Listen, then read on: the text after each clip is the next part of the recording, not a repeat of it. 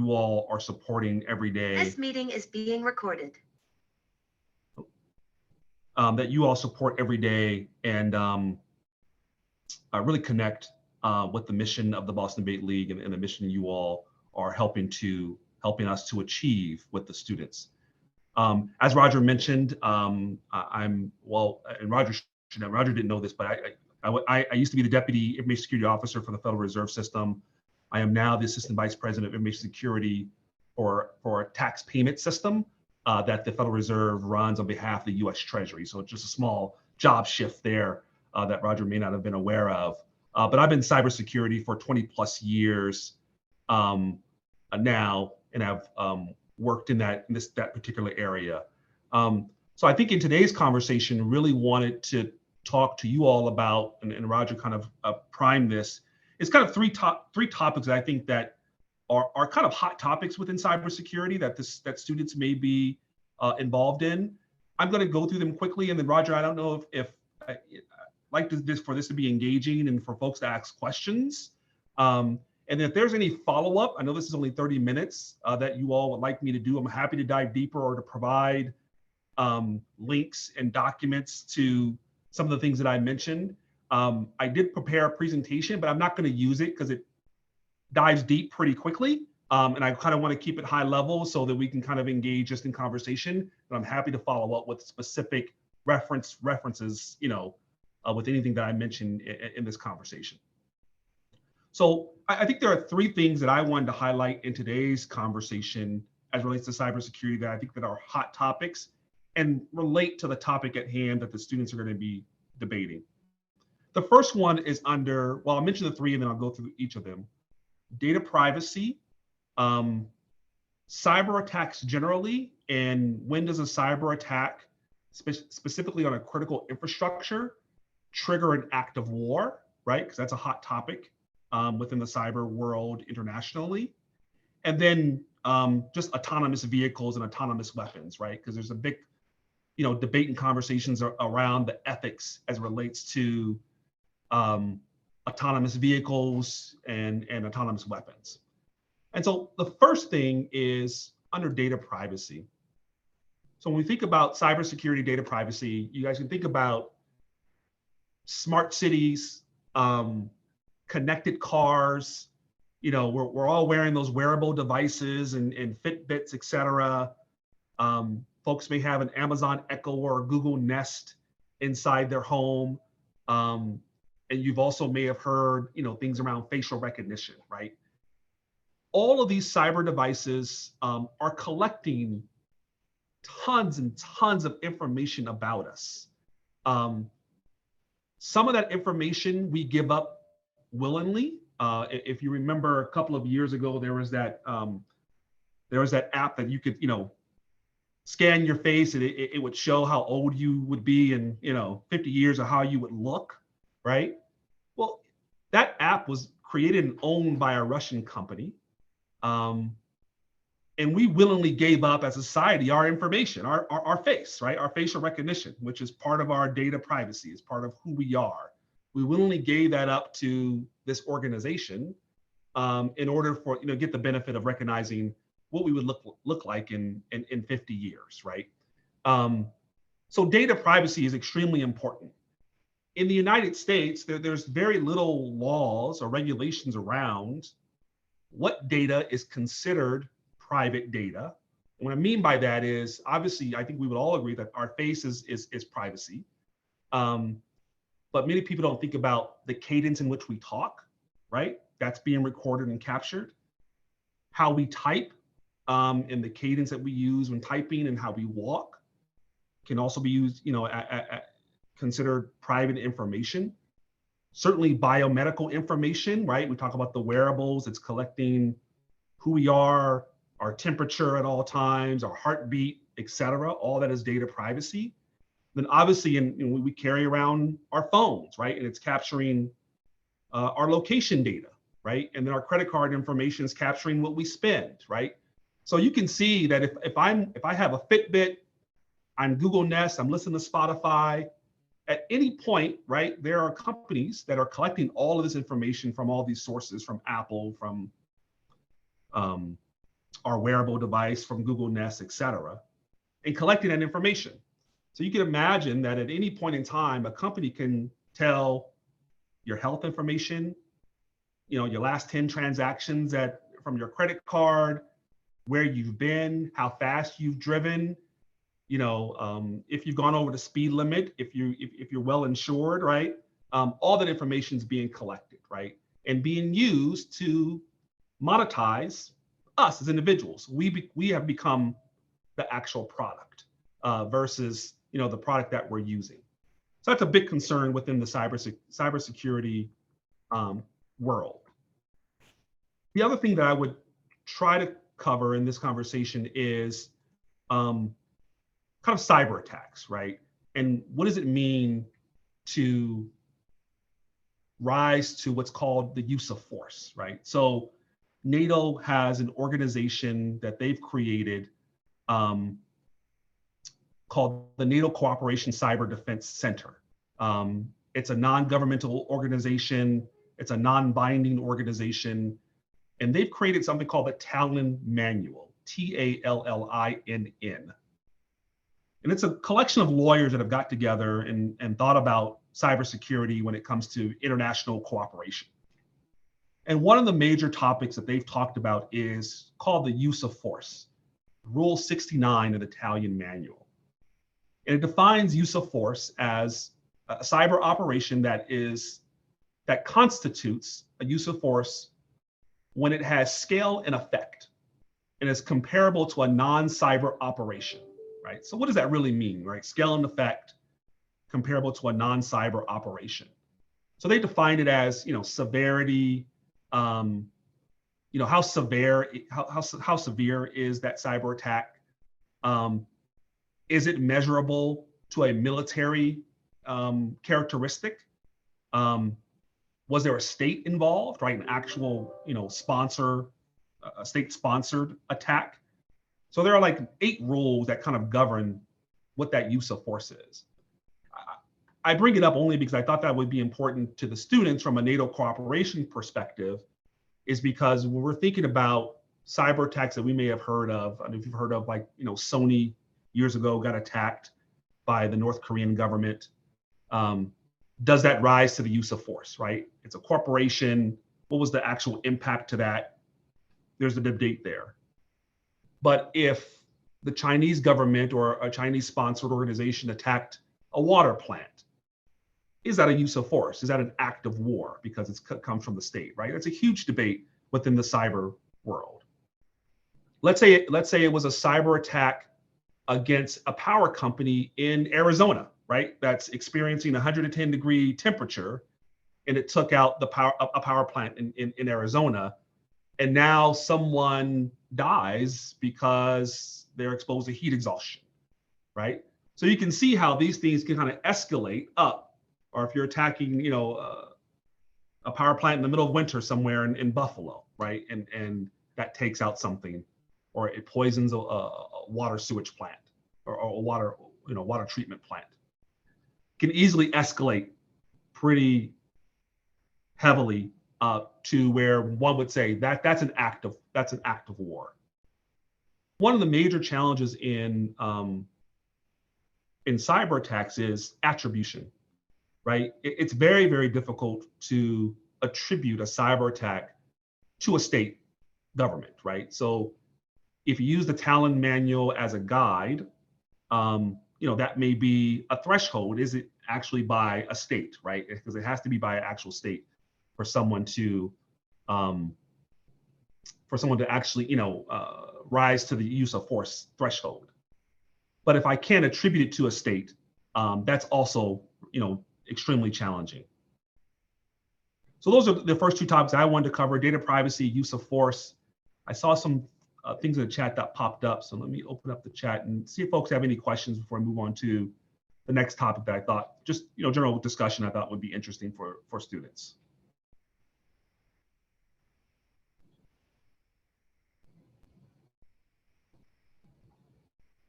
I said Chris had a question here. Chris, you want to ask your question, or?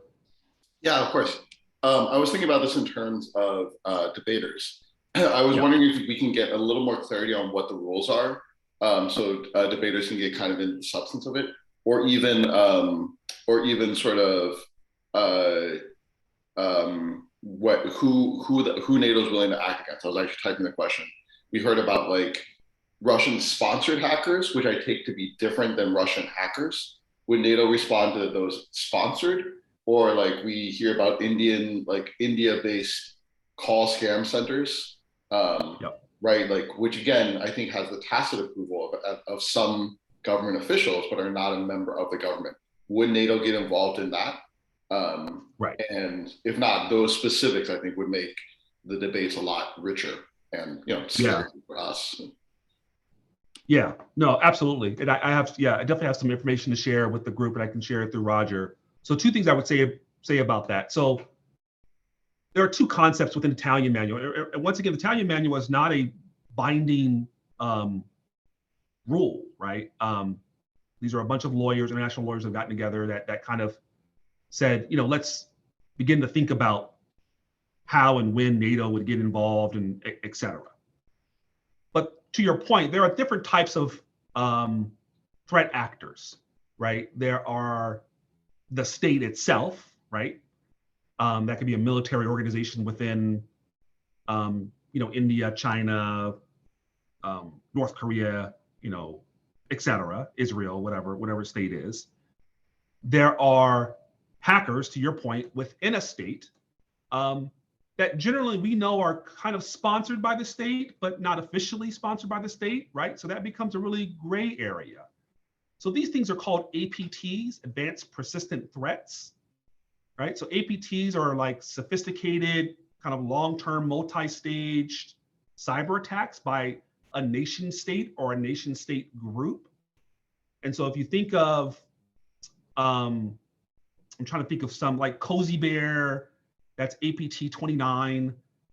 If you think about the PLA unit within, which is a Chinese military unit, that's APT 1. And then North Korea has what, also known as Lazarus Group, or, if you heard Guardians of the Peace, those are the folks that did the Sony attack, are APT 38. All of those are state-sponsored organizations.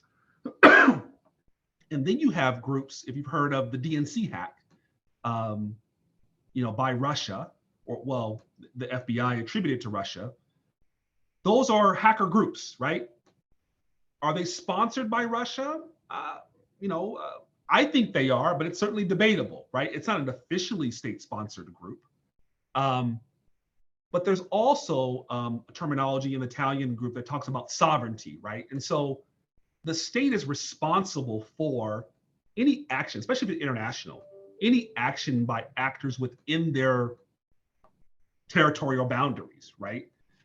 Now, that doesn't mean that NATO will get involved. It just mentions that you're responsible for that group within, your boundary if they attack another state, right? So there's that debate too on what does responsibility mean? Does that mean, because Putin will say, what do you want me to do? Yeah, I can't do anything about these rogue groups that go off and hack, the DNC, right? As an example. So I don't know if that answers your question, right? But I think it highlights that it's debatable, and there's a lot of gray area there that we can kind of navigate through on when does NATO respond, under what condition would they respond. And there's been some close examples in which they've debated this exact topic within NATO from a cyber perspective. But it goes back to, attribution is very, very difficult, right? How is NATO assured that attack came from a state-sponsored group in Russia?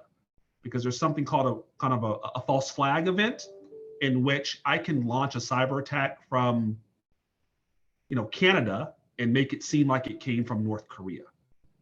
So there's always that question that exists as well, is, how are you attributing the attack to that actual state-sponsored group?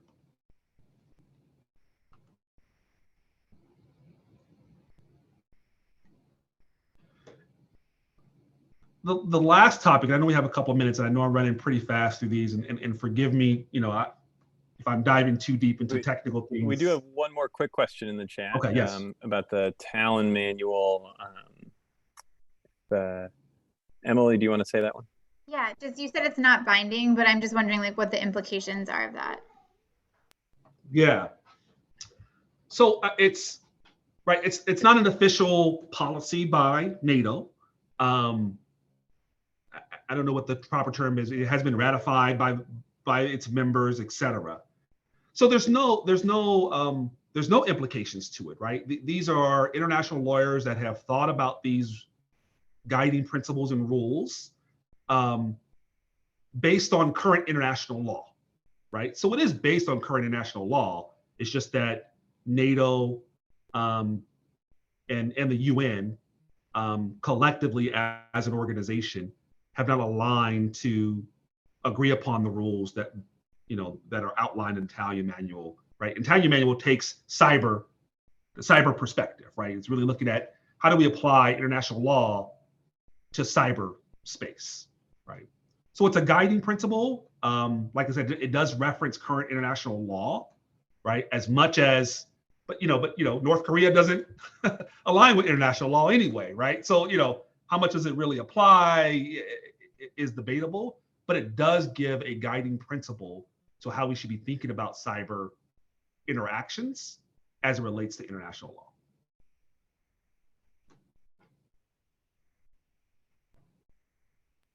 Thanks.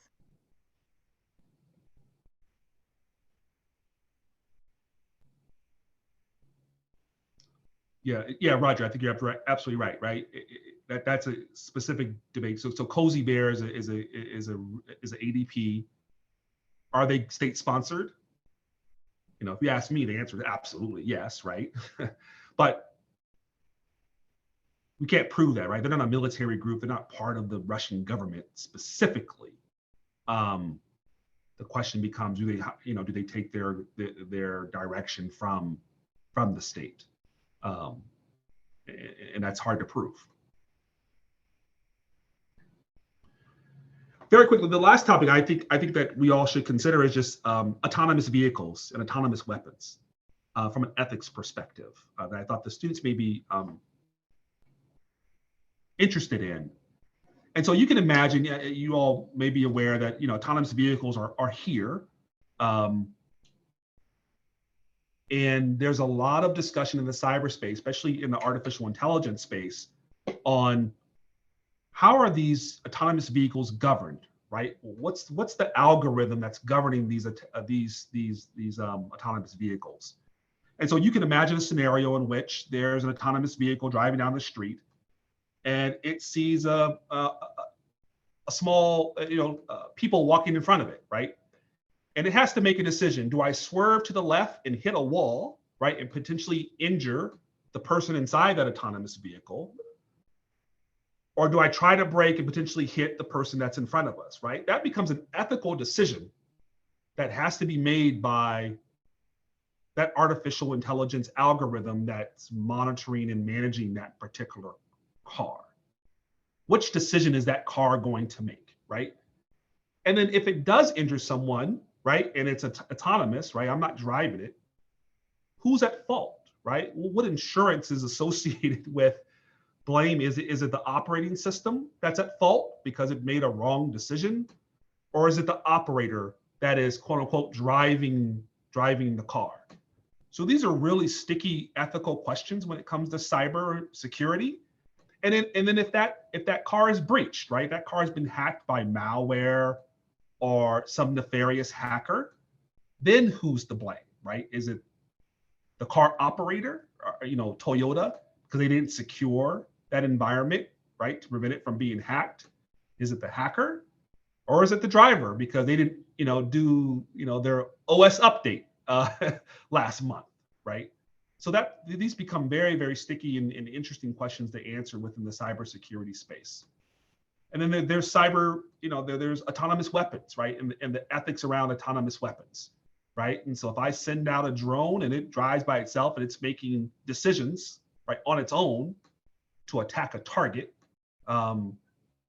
from an international law perspective, it just becomes a very, very gray area on who made that decision to attack that particular target. And obviously, if there are innocent bystanders that get hurt in that attack, who's ultimately responsible? And is autonomous weapons even ethically responsible, right?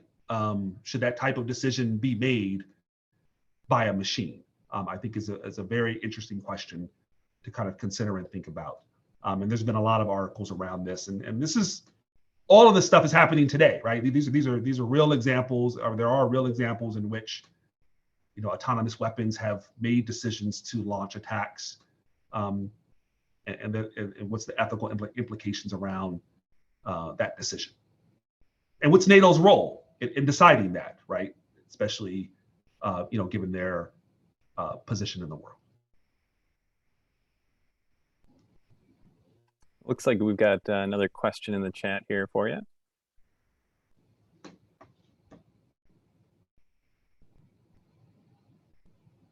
Yeah, I think that's yeah. So there's fake news, and then there's also something called deep fakes. That's very interesting, and within the Federal Reserve, something that we're really looking at. And so a deep fake is really just, you can imagine Chairman Powell of the Federal Reserve gives speeches that affect the economy every day.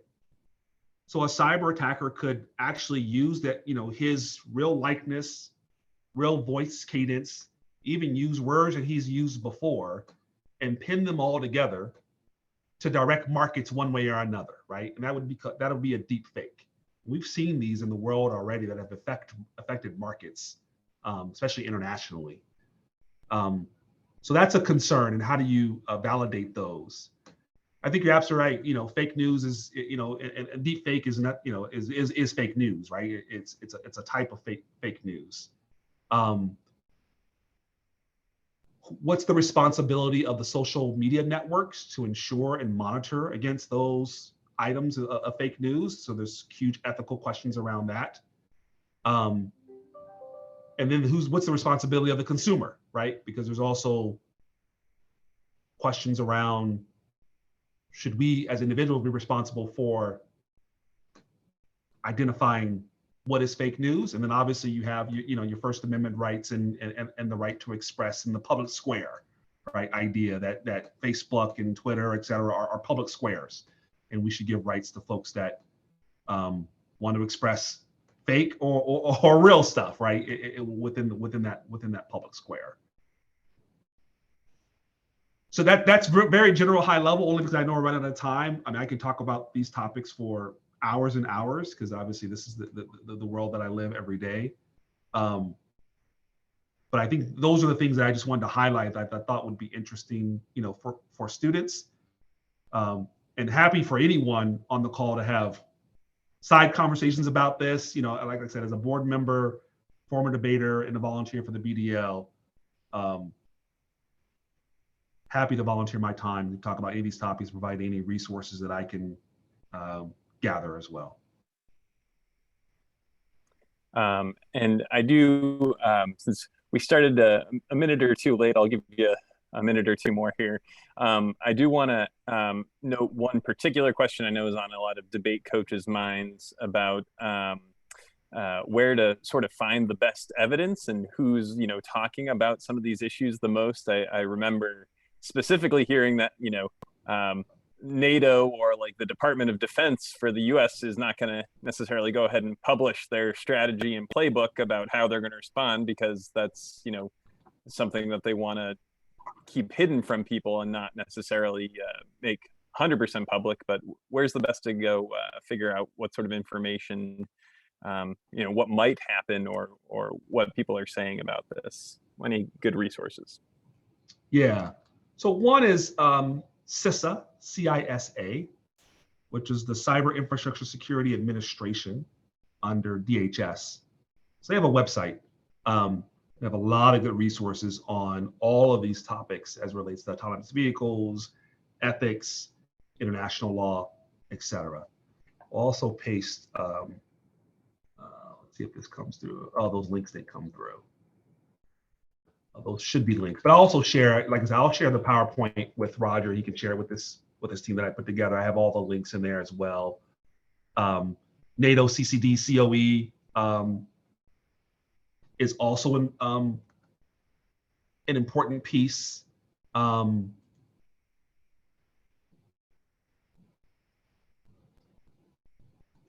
I'm just looking at, like I said, the Cooperation Cyber Defense Center. I was trying to figure out what what the acronym stand for. They've done a lot of research on in this area.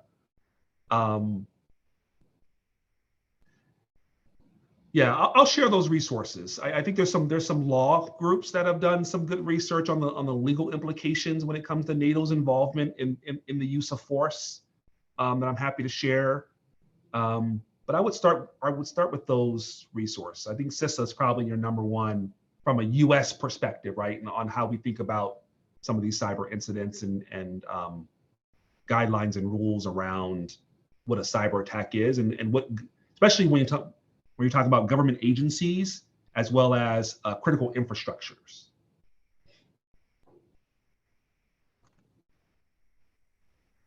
All right, great. Thank you so much, Elbert. I'm gonna pause our recording here.